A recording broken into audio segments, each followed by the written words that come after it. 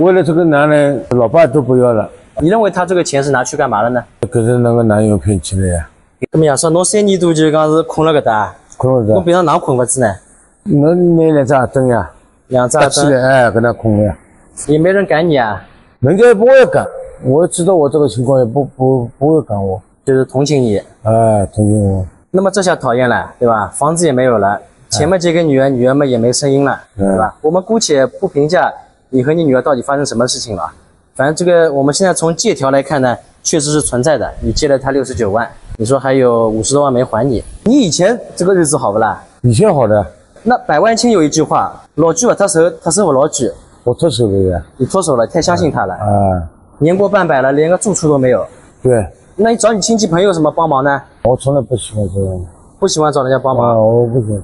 现在会跟以前两样了，人家救急不救穷的。虽然你在外面住了3年，但是好像穿衣裳裤子还是蛮得体、清爽的，对吧？侬比如那个衣裳灯啥地方打的？隔壁。厕所间里啊？大鱼老师登了厕所间里的。你前面也说了，不管他碰到什么困难了，你都不会说去怪他。我不会怪他，他醒悟过来就行了。醒悟过来。你认为他这个钱是拿去干嘛了呢？他都说跟人家骗去了呀。给人家骗去了。给谁骗去了呢？给那个男友骗去了呀。你女儿的可能男朋友。这个你怎么知道呢？跟我住过的。就是她男朋友跟你一起住过的。跟住。但是现在结婚不结婚我不知道。你怎么确定是她那个男朋友给她洗脑把你钱弄走呢？我前妻说过那个男的，我前妻是湖北县房的。那个男的也是湖北的。他也是湖北的。就是说跟你前妻是认识的？不认识的。不认识。那么然后呢？我前妻，我女儿，我们3个人吃饭，然后就说过，意思说不要跟这个男的在一起了，去找那个最新的那个上海那个男人去找。就你们劝过你女儿不要找那个湖北那个。对。然后他去那之后呢，那个男的说我已经有朋友了，要结婚了，就跟他不得干。然后后面呢，就跟那个男的就一直下去了，一直到现在。那么像你自己退休金有不啦？吃低保一个月1500块，填饱肚子吧。那个上海人搿样子少有啊。搿也是侬个箱子啊？跟我箱子。就你换洗的衣服什么日常用品都在里面。对。这里面也是你的生活品了。洗头膏了什么的。哎呦，你这里蚊子不得了哎！你晚上睡在这里，这要被咬肿了呀。没办法，也习惯了。那么你说你这个现在也是借酒消愁啊？借酒消愁啊。一天喝多少老酒啊要？一天嘛，白醒白酒几瓶啤酒。怪不得你身上现在也是一股酒味了。侬搿要注意身体啊，勿好人家穷吃呀，对吧？侬岁数也上去了，侬勿好当白开水吃啊，侬搿，对吧？最多的时候，我1个多小时我赢了13万多了。那个时候拿着这个钱到外面去吃喝玩乐了，真的输的时候连本不算，把利都给输掉了。那个时候我输了好几百万了，输了5、600万有的，真的是吃了你他就不吐骨头的。游戏房里面你是玩哪个机器啊？我什么都玩呀。游戏房里的这个牌机你们有的人知道，有的人可能不知道，对吧？还有就是那个骰豆子嘛，就是出骰子的，就是黑红梅花嘛，就是对吧？那个也蛮厉害的。我们那个压起来，最起码少说压一次5000块钱以上。你那个时候几年的时候在游戏机房？我那个时候是08年到那个13年的时候。那么在游戏机房里面的话，你跟我讲过，你要么一口气赢了很多钱。最多的时候，我1个多小时我赢了13万多了，你跟他出分呀，那个时候。退掉以后呢，就出去玩了啊！那个时候拿着这个钱到外面去吃喝玩乐了吃喝玩乐以后呢，用完了吧？差不多没全部用完，玩个1、2万不得了了，什么都玩。赢了的钱真的是在你身上暂时放一下的，赢钱肯定不算，不当钱花的。真的输的时候连本不算，把利都给输掉了。你输了多少啊？我那个时候我输了好几百万了，我2套房子都输掉了，你想想看。不是，我就说你在游戏机房里面输。就是游戏房里输了5、600万有的，就越输越想赢回来。这个东西人的心态就这样的，输了想翻本，不是说我们进去不赢钱啊，那肯定是赢钱的。他没有这个刺激的话，我们也不可能进去，对吧？其实我每次进去啊，这想稳一点的话，每次进去你说赢个2、3千块、3、5千块，就插炉很稳的压一手就来了，就是比较容易贪。就是你像我们为什么会输呢？因为贪呢。还有呢，就是心想我早天他妈输了20多万了，我肯出手吗？我肯信死吗？肯定不肯的呀。哎，最后他再出一点分，好了，没想到2个板子一出，他还开始吃你分了。电脑的东西或许它是会有遥控的，真的。你觉得有套路对吧？有套路的。赢了点之后就开始让你慢慢点输出来了。那肯定的，你很快的。老虎机，什么叫老虎机啊？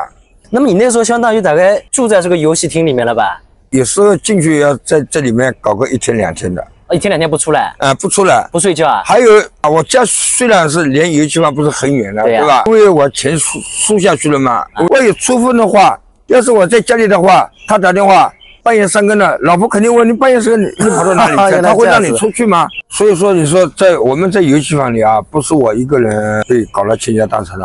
确实，我进去的时候，我也看到别人输得很惨的，输了你看这里面呢，把那个车子压掉的，什么奔驰压掉的，宝马压掉的，我亲眼看到的呀。一个奔驰压7万现金。他不可能，你买20万，他给你20万，不可能的啊！最多就给你那么一点钱，那剩下就给他们当利息。剩下就是他们利息啊！我当时进去的时候，我肯定也不是狂赌的呀，只不过是用好奇心去的。特别是打鱼的人，你们没看到啊？这游戏房里疯掉了，真的是疯掉了。那个钱哪里当钱啊？不过兄弟们啊，现在这个游戏房呢，可能是少一点了，对吧？对。最好不要去了啊！真的，千万不要去，真的不要去，因为我是这样经历过来的，有多惨你们知道吗？多惨！真的，我要是不是为了赌的话，我就是不上工，不拿退休工资，我也吃不完。说实话，所以兄弟们真的千万不要去幻想着要去靠赌来发财。你说也是个玩小麻将，那是不伤大雅的，对吧？对。有的人一直在说什么10赌9输，那错了啊！10赌要11输，9输里面再加2个，输了你家庭，输了你妻爱。我希望我女儿不管怎么样醒悟过来，回到老爸身边，穷也好，富也好，毕竟她是我女儿，我是她老爸。我现在在城隍庙这里啊，这个上海爷叔说他流浪了3年了，已经。3年？你确定吗？你这个在这个露天的地方睡了3年了？侬上海人啊？上海人。侬住了啥地方啦？本来？我住在铁山街里向。那么侬哪能会得落魄到住了马路高头呢？因为我太相信我女儿了，她为了做生意，然后叫我房子卖掉给她钱。那么你当初卖房子的钱是多少？205万。就你卖的房子是你和他1人1半的？1人1半。就是说100多万是给他拿去做生意的。然后我自己的100万呢，我给了他70万。就是说他100多万分好拿走之后呢，你又从你的100多万里面借了69万给他。就是支持他去做生意的。那么你自己不还剩30-40万了吗？到哪里去了呢？30万我全部用光了呀。你全部用光了？你跟你女儿以前关系好不啦？以前关系好的。跟你住在一起的？住在一起的。那么你老婆呢？我老婆离婚了。离婚了，女儿跟着你的。你女儿是借款人，对吧？是19年11月份问你借的。归还日期是22年的2月份。借的是人民币69万。那么他借你钱就是说是拿去做生意了。那现在是怎么了？找不到。电话给他打过没有了？微信？拉黑。那这是为什么呢？跟你不是关系还可以的嘛？那我就不知道了呀。这是什么东西呢？这是保证书，每个月给我多少钱？就借了你钱之后，就每个月还你，从19年到2020年是每个月3000块给你，然后从2020年到22年就每个月要给你6000，并承诺支付每月房租还有宽带和利息的钱。对。那么现在大概总共还了你多少钱了？还了我大概给了我利息，大概也不会超过10万。那么你们之间是不是有过什么隔阂呢？才会这样子拉黑你呢？不然怎么可能莫名其妙的？你毕竟是他爸呀。没有隔阂的呀，我也不知道他是怎么想的呀。我的妈的，自杀都自杀过了，晓得吗？搿劲嘛也晓得的。那你现在讨厌了，房子也没有。那你接下去怎么办呢？已经在这里住了3年了，你今年是多少岁数了？57岁了。那么后面怎么打算呢？我希望我女儿不管怎么样能醒悟过来，回到老爸身边，不管怎么样，穷也好，富也好，她是我女儿，我是她老爸，有什么事都要讲。那么你老婆那边呢？有没有联系过她呢？没联系过，离婚了都没什么联系的。没。上海在江苏盐城的一块飞地，当地人持上海宝山区户口，享受上海福利待遇。大家好，我是王秋挂，我现在在江苏盐城大丰。那么也是过来看一下这边以前的3个上海农场，这里以前也是生活着很多的上海知青。在江苏盐城有个地方它地理位置属于江苏，但却由上海管辖，当地很多居民享有上海户口和福利待遇，子女则可以参加上海中考和高考。而且这块地方还是上海几个飞地里面面积最大的，比什么安徽白毛岭君天湖都要大。它呢就是江苏盐城的大丰农场。那么大丰农场呢共分为3个农场，分别是上海农场、海丰农场和川东农场。说起这里的历史就要追溯到上世纪50年代了。当时上海百废待兴，整座城市呢比较混乱，500万的人口却有300多万人失业，马路上随处可见无业人员和流浪儿童，因此呢上海急需建立一个大型基地来安置这些人群。那最终呢在盐城大丰县以四岔河为中心的20万亩荒地成为了上海的选择，3个农场随即建造完成，最多时这里共生活着上海知青8万人。那当然除了知青、流浪的，还有无业游民，这边呢也关押过很多上海过去的劳教人员。好的，朋友们，现在又来到了大丰知青农场这边也是一个纪念馆，门票是40多块钱。那这个景点的话，如果大家来到盐城大丰，千万不要不舍得这45块钱进来看一看，还是蛮有意思的。这里也是高度还原了当年50、60年代、60、70年代这个上海知青农场的一个景象。当然当时的那些茅草屋可能比这个房子还要再低一点。这个是当年的一个卫生所，哇塞，有种穿越的感觉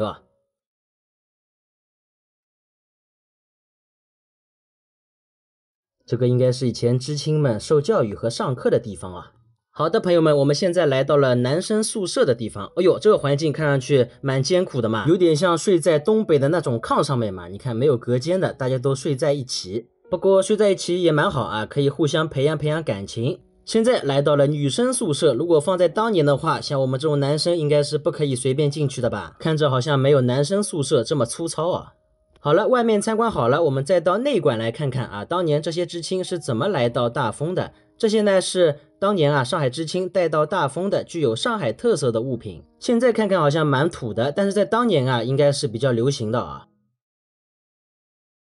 然后我们看这个插秧是当年知青们的主要劳动之一。这里介绍的是知青们吃的食堂当时的食堂饭菜比较单调，基本都以素菜为主。我们看一下，这个是当时菜的模型。哎呀，现在看看吃这些食物不要太养生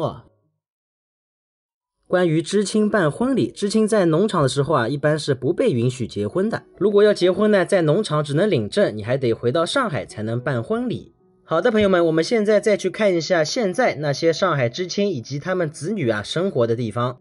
这房子有点像我们上海那种50、60年代那种小区那种房子是吧？你看上面这个奇形怪状的高出来一块不知道什么东西像以前上海老弄堂的那种房子这边有个小花园，看一下也是比较的简陋一点。这边这个小区呢叫做加工厂小区，这里的房子比前面那个小区的房子还要更老一些。好的，朋友们，那么这个视频呢作为序章后续视频呢我会采访几位定居在这边的上海知青各位敬请期待。喜欢的朋友呢也可以点关注点个转发，我们明天的视频再见吧，打个这位。本科之前出去的学生，他们是更愿意去和外国人接触，但不愿意和中国留学生接触，就是跟我们这些像本科才出去的，就是他们会觉得我们的思想就是和他们志不同道不合，他们不愿意去跟我们接触，他们也不屑于跟我们玩。像我是在中国，等于是读完高中以后才出去的嘛。我出去之前我是对自我是有一个自我认知，我是一个符合就是中国国情的一个就是这种思想三观什么的，算是人格上是一个完整的。但是如果是就是偏早就本科之前出去的话，我认为实际上他们的三观实际上是在建设当中。我认为会过早出去反而会影响到就是三观的构建，因为国外的意识形态毕竟和中国不太一样。实际上我能很明显的感受到，就那些过早出去的留学生上，他们的想法和我们本科出去的是有很大差别的。比如说呢？就因为经常我们会因为某些事情，因为有时候也会讨论各种时事啊，每次聊天的时候，我们的意见都会有所偏差。就像我们本科以后再出去的，我们会就是先去遇到一件事情，先去尽可能去理解这件事发生了什么，然后再去尽量让自己去接受这件事儿。接受了这件事以后，然后是不会去与别人去针对这件事过于争论，就不会去进行一些比如带有侮辱意味的人身攻击，然后以此作为自己就是争论正义的一种手段。但是像本科之前就出来的学生，他们遇到事情无论对与错，他们不会先去思考，他们质疑完以后再去慢慢边质疑边去思考自己的逻辑，就是会更加接近外国人的思想。他们的这种逻辑链是不完整的，但中国就是本科以后再出去的学生，他们会先把这件事情先理清楚，把逻辑链理完了以后再去跟人家去争论。我认为实际上就是完全是两种不同的就是思想方式。实际上因为很多本科之前就出去的时候，就家里是没有条件让父母其中一个人去陪同的，所以他们实际上更多还是他们的世界更多是与同学、与邻居去，或者是 homestay 住家去接触。在这一过程中，潜移默化会影响他们的思想的。但是如果是本科之后再出去的学生，无论是经历了中考、高考的学生，他们实际上是在出去之前上三观是完完全全是形成了的。所以本科之后的更加接近于中国正常教育出来的孩子，但是会有更加开放的思想。但是如果是本科之前就出去的话，他们思想过于开放，而且实际上是没办法让就是从小在中国长大的一个普通人去理解他们的想法的，就是有思想偏差。那么我觉得还有一个很有趣的点啊，就是讲说，本科之前出去的学生，他们是要更多愿意去跟外国人去聊聊天，就是更愿意去和外国人接触，但不愿意和中国留学生接触。就是跟我们这些像本科才出去的，就是他们会觉得我们的思想就是和他们志不同道不合，他们不愿意去跟我们接触。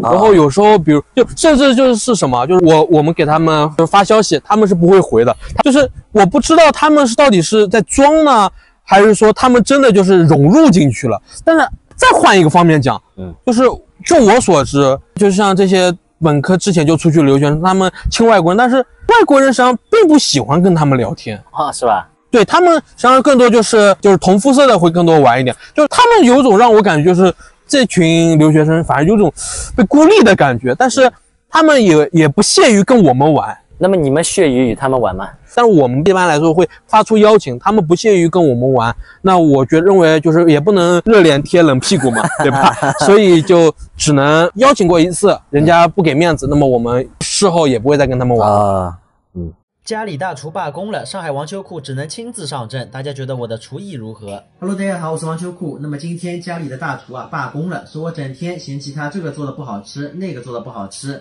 那无所谓了，罢工就罢工，不能惯着这大厨的脾气啊。那么今天呢，我就打算自己亲自下厨毕竟我也是有两下子的。晚饭吃之前这个物资里面发的青菜我挑出来很多因为已经放了有1个礼拜的，很多都黄掉了，非常可惜另外就是上次物资发的整只鸡上次半只烧了鸡汤，还剩半只，我们今天打算烧一个红烧的。前面打开冰箱一看，里面还藏着一根9味路面的西葫芦好像已经有点软趴趴了快不行了，要不跟青菜一起炒了吧。我只是要说刀工是大厨的刀工好一点。好，朋友们，先把这半只鸡放料酒和生姜，大火焯一下水虽然我的切配技术不如大厨但是我的烹调技术呢一定不会比他差的。好，血水和脏东西都已经慢慢浮现出来了，再让它滚个2到3分钟，把浮沫洗一洗。好，朋友们，起锅烧油先放入蒜片还有生姜，然后把这个鸡块先炒一炒，然后放入生抽和酱油继续翻炒，自己拍自己炒有点不好操作，香味出来了放上一点料酒，加水，大火烧开。好了，大火烧开了，转小火，再烧个半个小时左右烧得烂一点。好了，朋友们，煮了20分钟了，尝了一下味道，稍微有一点点淡稍微加点盐，再加一丢丢的蚝油，提升一下味道的这种醇厚度差不多再炖个15分钟，水已经快没了。好了，出锅前把青椒给放下去，再放点糖大火收汁了，哎呀，收的香味道都出来了。好了，朋友们，第二个啊，青菜炒西葫芦，从来没炒过这样的搭配啊。要不是这两样快要坏了，估计也不会组合到一起。好了，基本都炒软了，放点盐，稍微加了点水啊。这个青菜还是得多焖一会儿才会比较女着。好，出锅前放点糖。好了，朋友们啊，我先品尝一下啊，这个鸡应该是非常软嫩了啊。很鲜美啊。再尝一下这个青菜，青菜也是味道正好，配的西葫芦啊，新式吃法，既入味又软烂。再尝一块鸡啊，你看这鸡多棒啊！这个鸡真的是烧的没话讲了，有点外面鸡公煲的感觉了。朋友们看，这就是最好的证明啊，说明我今天烧的还是非常成功的。大厨前面吃完呢，也称赞了我2句啊。那刚刚看我今朝作业吧，也要烧菜，也要打碗。中午呢，烧一个黄芽菜肉丝年糕，这也是我们上海祖传手艺了啊，我们可不能丢。这个年糕呢，也是刚刚团购过来的，还算蛮便宜的。这个呢是浆过的肉丝啊，黄芽菜。起锅烧油，先把肉丝煎一下。接着加入改过刀的黄芽菜一起翻滚，然后注入灵魂之水，还有胡椒、盐，还有少许酱油。这个胡椒粉是我们家里必放的，调调鲜味。大火烧开，把年糕放进去啊，继续翻滚个几分钟就 OK 啦。好了，朋友们，做完了啊，最后呢还加了2个蛋进去，尝一尝味道，应该是烧的非常软糯了。就是家里的味道啊。好了，朋友们，那么大家觉得我今天的厨艺发挥的怎么样呢？也可以在评论区和我进行交流。喜欢秋裤的也可以点关注、点个转发。我们明天的视频再见吧，感谢各位。那么小王，你去美国也是留学了快1年了，你在那边生活的，你感觉帮我们中国上海这边生活的怎么样啊？区别？我觉得差别挺大的，真心挺大的。大家好，我是王秋裤，今天来采访一下小王胖妮子啊。大家好，我是胖妮子王思豪。比如我举个例子，比如我在上海，我缺一个什么东西啊，直接上网，对吧？打开某个红色 APP 或者黄色、橙色的 APP， 对吧？我就直接买了，对吧？然后快递正常2天3天我也就能拿到了。那么来个国外的话，就是我缺什么东西，实际上我正常一个快递要接近2个礼拜才能到，就是我觉得这点上蛮难受的，很不方便。就是在中国的话就会方便很多。那么在美国那边吃饭怎么样？还合胃口吗？这是个很有趣的问题。外国人的饮食文化上是很单一的，就是要么是汉堡、taco、披萨，对吧？或者色拉，或者是这种三明治，它就饮食，就我刚刚说的那些已经能涵盖他们99%的饮食了。就是再比方说，就大家会觉得，就在美国那边，实际上是能吃到那种中餐的，对吧？这实际上又是一个误区。美国那边实际上叫做一个中式快餐，中国人是吃不惯的。比如说左宗棠鸡，对，橘子鸡，什么牛肉配蔬菜这种。他们就只是看上去像中餐而已，但实际上中国人是一点都吃不惯，而且很贵。就这，我觉得这个就是说又贵又不合胃口。对，因为我有些同学他会选择点外卖，但是外卖更有一个很怪的点，就是国外我们更多会用 Uber Eat 去点外卖嘛，然后你在配送费的基础上，你还要给司机小费。正常的，如果你不给小费的话，司机会在你的饭里面吐口水。哇，这么夸张啊！甚至你至少要给他，你如果正常给他1刀2刀小费，他就会对你很不客气，然后3刀以上就会很好，然后如果你给到10刀，一份饭也就20块钱，然后你给他的10刀的话，他真的会双手这样盛给你的。我是越发能感受到国外小费文化的这种愈发离谱了，因为如果是去餐厅吃饭的话，正常情况下，它最低那个小费的档位是15%，就是我吃一顿100块钱的饭，我要交15刀，这是我对此上感受到不满的一点。我认为这点中国还是很好的，当然国外是有服务，但是它这个服务并没有让我觉得我愿意心甘情愿去给到这个钱。了解的这个也就是说你在那边外面也很少吃，外卖为了省钱也很少叫，基本都自己做饭。我主要是以优先自己做饭为主，然后在国外的话，肉还会便宜一点点，我自己更加喜欢吃肉啊什么的，然后天天烤肉。那么小王，你说那边美国理发也很贵，导致你好像有几个月甚至小1年没理过发。因为在那边的话，正常就是最便宜的理发是20块钱一位，然后你还要给小费20刀，对吧？你小费正常情况下你至少5块7给了。就我不知道，就是为什么他们这种剪法就很难受，这不符合我们亚洲人的审美的。然后我就宁愿不剪。他们会把你剪成什么样啊？不如自己推掉，就不如直接剃个光头。哦，他们那边剪发甚至不如我们这边学徒啊什么，我是这么认为的。小王还有没有你觉得这个中美两边差异的呢？那又让我想到另一件事，就是我觉得国外人的就是很轴啦。我数学课吧，我第一学期的数学课上，我当时有一个衣服上和这个差不多，但是上面印的是 Fun Bear， 就是有趣的熊啦。然后我的教授就说，哎，这衣服还挺好看的，对吧？那么中国人马上就想的是啊，那么教授觉得好看，那么说明他也想要一件，对吧？对对对，那么我们中国人就觉得他是在暗示我啊，对，暗示你要表现一下的啊。对，然后我妈就跟我妈妈讲，我妈说，那么还是要表现一下，对吧？然后就当时正好我也要运点东西，这个物资啦，算是到美国去。对，因为有些东西在美国的确买不到，比如腊肉啦。什么罗汉果水啊什么，然后呢就运了几件衣服过来，然后我就送给了老师啊。那么老师当时也很开心啊，对吧？然后笑嘻嘻的，但是最后实际上就是我不清楚是我想多了还是什么，我的想法就是老师给我暗示了，那么我要表现一下，那么我表现完了，老师应该也表现，对吧？那么老师最后在我考试的那个分数上面并没有给我表现，我该怎么样还是怎么样，实际上我就觉得这口气我就觉得咽不下去。那给了你个什么分数呢？就给了我个 B 减的分数，B 减到 B 这一个小就差那么1-2分，就很我能晓得吧，很难受，真的。就你觉得他应该给你一个更好的，就稍微那么也不是说什么跳几个档啦，对吧？稍微意思加一个小档，对吧？从 B 减提到 B， 对吧？就这种小小的人情世故，我外国人反而不懂，很真实。现在的女性实际上并不是很渴望有婚姻，我有男的干嘛，对吧？我一个人不香吗？但是现在男生也不追女生了，因为追不动，追不动。很多男生，我就想过这样的生活，宅男。有一个女生出现在我身边，我不习惯。大家好，我是王秋库。在如今的上海啊，单身的30-40岁大龄男女青年还是非常多的。那么这到底是什么原因呢？我也是请了当事人过来聊一聊这个话题。那么祖哥啊，就是现在很多人都说上海的30-40岁的单身男女青年啊很多，像你身边的话多吗？你觉得？多。身边的同学结婚的蛮多的，但是整个大圈子实际上是单身多。你觉得是什么原因呢？各方面吧，社会原因、个人原因都有。你觉得主要的一个原因是什么呢？个人感觉啊，可能选择多了吧。选择多了。对生活的这种多样性，可能就是说不一定像之前，因为我们父母那一代结婚呢，实际上是一个生活需要有个依靠。那意思就是说，以前的话就类似于搭伙过日子。对，搭伙过日子。大家就是说可能找的要求不会太高。对，那时候这有好有坏吧。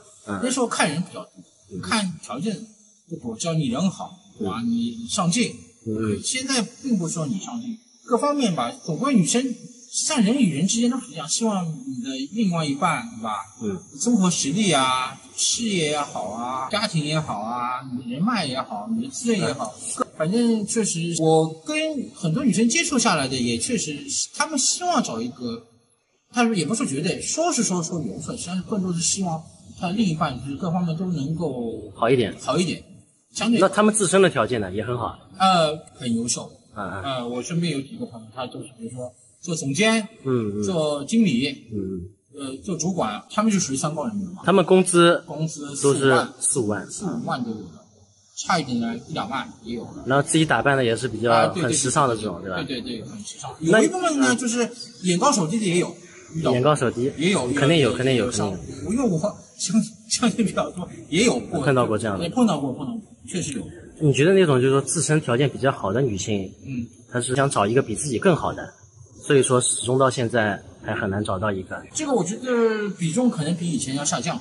现在的女性实际上并不是很渴望有婚姻，她觉得是说，我这样做，我有实力，我有男的干嘛，对吧？我一个人不香吗？对不对？我自身有能力，我自己很快活，我很自在。养猫，养个小动物，我并不需要一个男性。这种也有，但是现在男生也不追女生了，因为追不动，套路多。再碰上那些女生呢又不渴望，对，所以说就更难找了。对，更难找。实际上这是个社会问题，是一个互相很矛盾的一个话题。对，实际上人自古以来实际上都希望能有一个伴的。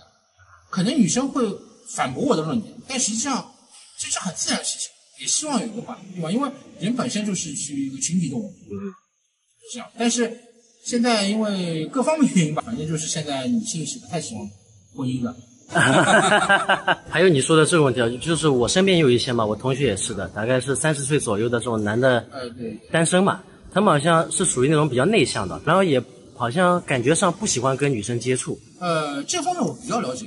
现在现在这个词应该实际上可能已经 out 了，就是宅男。宅男，他是很多我以前也有过的，就是宅在家里他不出来的。我亲戚就是，他就是宅在家里，上下2点一线。不出门的。就像个孩子打游戏，吃饭上班。那你说他们是真的不想渴望一段婚姻吗？恋情，还是说没有想到，还觉得自己小？不是说小的问题，他就是很多男生，我就想过这样的生活，一个人潇洒，也没说潇洒，我就习惯这种生活了。有一个女生出现在我身边，我不习惯，我就反正觉得有压力，是不是这样子？不是，他们这种想法就是很单纯，就想一个人。是不是因为就是说最近这两代独生子女多，就觉得自己好像以自己为中心这样？对，说不清，反正就是从我亲戚的这种想法，他说我一个人蛮好。我并不是说我讨厌女生，我并不是，还是一个人好。我就喜欢这种的，女士这样的也蛮多的。是吧？就我不喜欢有事很复杂社交，我不需要有人际往来，我就喜欢一个人。现在好像很多人都不喜欢社交，越来越多人不喜欢社交。我就喜欢一个人静静的宅在家里撸猫、刷剧、吃东西。那你觉得像这种对吗？没有对错，这东西没有说，因为你不能以个人一种生活方式去评判人家的生活。尊重他们，对，尊重和理解。美国 MBA 上它是分3学期，一学年是3学期，春季、夏季和秋季。那么以正常的话，一个学期，阿拉 MBA 是一个学期16000美刀。那么小王啊，侬是去美国留学对吧？对啊，我们是宾夕法尼亚州立大学学生子，那么刚从美国回来。侬今年多少岁啊？今年我03年嘛，那么实则21岁。侬去美国这学堂好像是辣美国农村的对吧？算偏吧，也算农村，也可以讲就郊区啊。因为 MBA，我愿意称之为比较原生态，因为像狼啊、熊啊，那么鸭子啊、鹿啊，啥么子都有的。所以，那么那边能看到狼，那不很危险啊？不是哈士奇吧？应该不是吧？那么你像侬搿只学堂蹲辣美国属于是啥级别的学堂呢？也算比较好的吧。今年因为刚刚 QS 出来嘛，QS 今年是89，因为算是公立常春藤，我觉得也是比较好的学校，比较好的学堂了。侬是刚去了1年哦？对，学年刚结束。那边的生活来习惯不啦？我觉着还可以吧。因为就自家平常就烧饭啊啥么子都自己做的嘛，让我更加自立了，反而就。像侬去美国读书，一个学年，比方搿学费要多少啊？美国 MBA 上跟我们传统的想法是不一样的，它是分3学期，一学年是3学期，春季、夏季和秋季。那么春季跟秋季实际上是主要的就是学期，夏季的话我也可以上，那么现在就是教授啊他们都比较少，那么我就没上。那么以正常的话，一个学期，阿拉 MBA 是一个学期16000美刀，差不多那么一年嘛，我就上2个学期嘛，就是32000，是个的样子。侬辣美国面的寝室是1人1间哦？有点像就是各种爱情公寓这种套房啦。套房啊，对，就是共享这种客厅啊啥么子。就是美国面的所有大学侪搿样子的嘛，像套房一样，1人1间的。多数是搿个样子，就自家会有自家的空间。听侬讲侬有一个非洲室友，一个青岛室友，还有一个印度室友。对啊。侬觉着帮伊拉相处了哪能啊？我觉得都算蛮好，我倒蛮欢喜啦。蛮欢喜的。因为就大家都和和气气啊，也不会就是那种闹矛盾啊啥么子，就是也不要讲什么过于亲切啊啥么子，就因为都是不同国家学生子啊啥么子，习俗啊什么都不一样，那么能保证就是至少是和和气气，这种我认为是最好的。听讲你那个印度室友跟你关系还可以啊？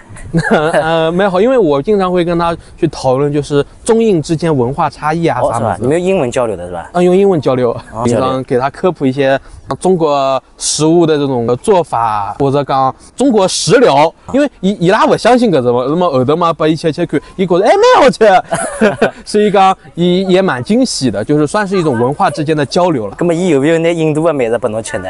有的，什么玛莎拉这种东西的？玛莎拉嘛，实际上对于伊拉来讲就是和我们搿调味品嘛，味精伊米比实际上就是把混合调料都称之为玛莎拉，就是 mix 就行了，就是把混在一起打碎就叫玛莎拉。那你说你那个印度室友是未来是要留在美国打拼的，像你们嘛都是要，比如说你回到中国，对吧？因为印度，不知道大家有没有看过《三宝大闹好莱坞》啊？看过的。这个实际上就是事实，他也承认的，就是讲那个印度实际上人不是人，但是那个美国人啊，实际上是有人权了。当然了，我主要是跟他觉着中国好了，因为我是中国人嘛。那么非洲室友跟你关系怎么样呢？非洲室友嘛，就一个人闷啊，伊倒不是讲跟我关系好与坏，就讲老闷啊，就比较内向，对，是很内向，就是。侬去靠伊问啊，啥么子，以为伟大侬，那么他不会主动来找你哦，找过就要问我要扫帚，就是只是必要的情况下过来找我啊，啥么子，那么平常不会找我，不像印度室友会跑到我隔壁跟我聊天啊，啥么子，会经常会跑过来问我啥情况，对吧？跟我分享是个这样子。